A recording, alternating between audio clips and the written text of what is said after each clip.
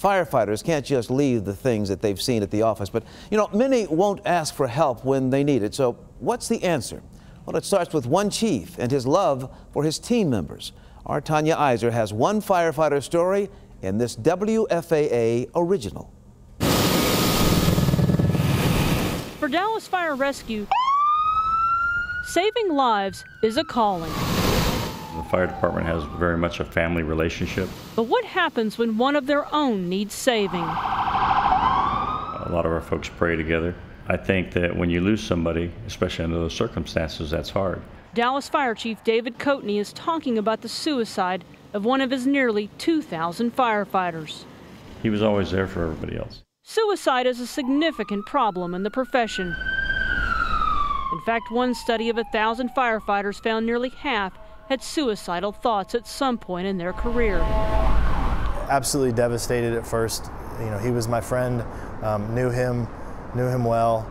Jim McDade trained the firefighter who died. Not only does he remember when the man was arrested last year for DWI, he also knows that hours before he killed himself, he failed a breathalyzer test. By department policy, there's a strong possibility he would have been fired. Looking back on it, there were signs, yes. Would they have been identified? I don't know. Many times firefighters are struggling and they're self-medicating. Since last July, at least 13 Dallas firefighters have been disciplined for mostly alcohol-related incidents. 7 of them resigned. A lot of guys just feel like they have to medicate.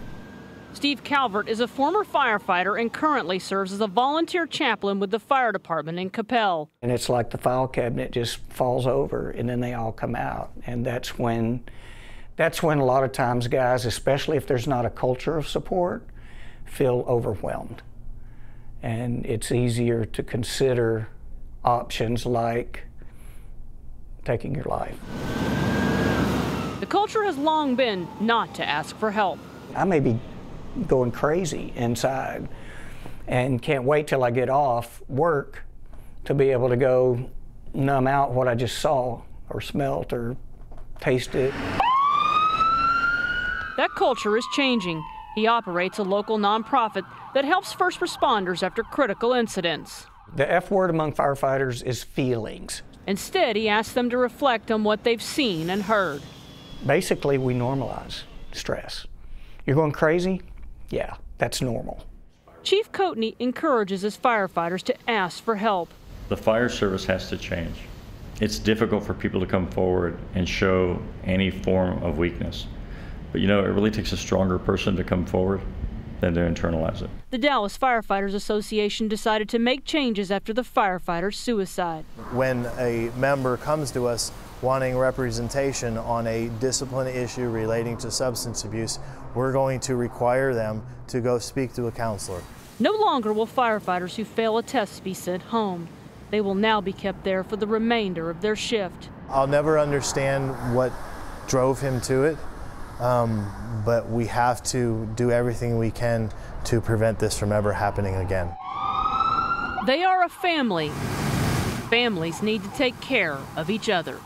Tanya Iser, Channel 8 News.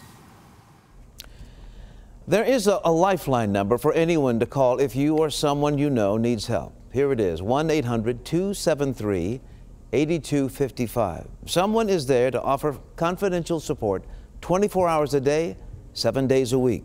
We've also included more specific resources for you in Tanya's story on WFAA.com.